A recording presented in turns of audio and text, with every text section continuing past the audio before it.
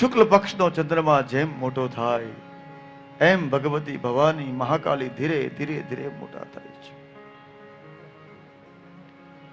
હવે દક્ષના ઘરમાં મંદિરિયું હતું, મંદિરિયું લઈને બાર વાડા મૂકી આવ્યા. બધા જ દેવતાઓને નમન બંધન કરીને બહાર મૂકી આવ્યા.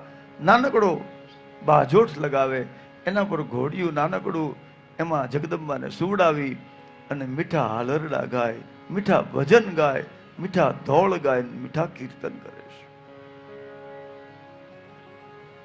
પાલિતામ સાધવીરિણ્યામ દક્ષેન ચ મહામહિ. વીરણી અને દક્ષ અદ્ભુત રીતે ભગવતીનું પાલન કરે છે. હજી ભગવતીનું નામ નથી પડ્યું, પણ ખબર છે આ જન્મ જન્માંતરની તપસ્યાનું ફળ એટલે મારા ઘેરે આવેલી દીકરી છે. અને પિતાના પુણ્યનો ઉદય થાય ને ત્યારે એને ઘરે દીકરી આવે.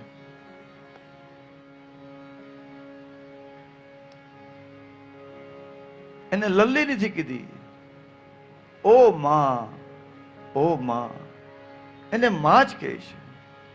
ઓમાં ઓમાં કરતા કરતા ભગવતીનું નામ ઉમા પડ્યું છે.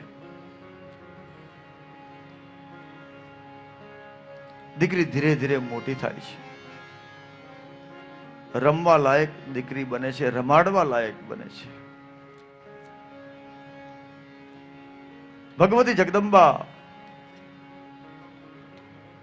ની ક્રિયા જોવા જેવી છે, એની રમત પણ જોવા જેવી છે. આચરણ નિજ ભાવેન સખી મધ્ય ગતા યદા તદા લીલેખ ભર્ગસ્ય પ્રતિમામ અન્વહમ.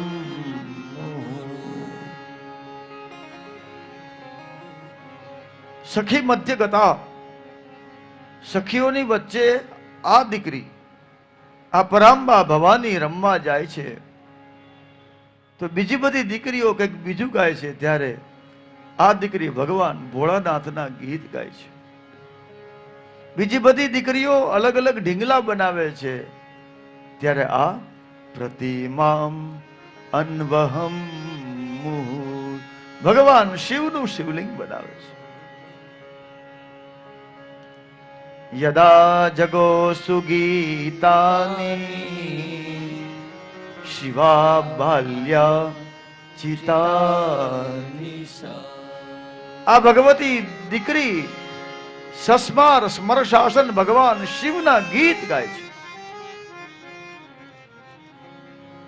અને જો સંસ્કારો આપવાની ઈચ્છા હોય તો બાલ્યાવસ્થા ઇઝ ધ બેસ્ટ. અને ઘણા એમ કે તમે સંસ્કારની વાત કરો, પણ આ બધી વોટ્સએપની વાતો છે. વોટ્સએપની વાત નથી, આપણા મતલબની વાત છે. જો આપણા બાળકો સંસ્કારી હશે તો આપણે જ્યારે વૃદ્ધ થશું ત્યારે આપણી સેવા કરશે.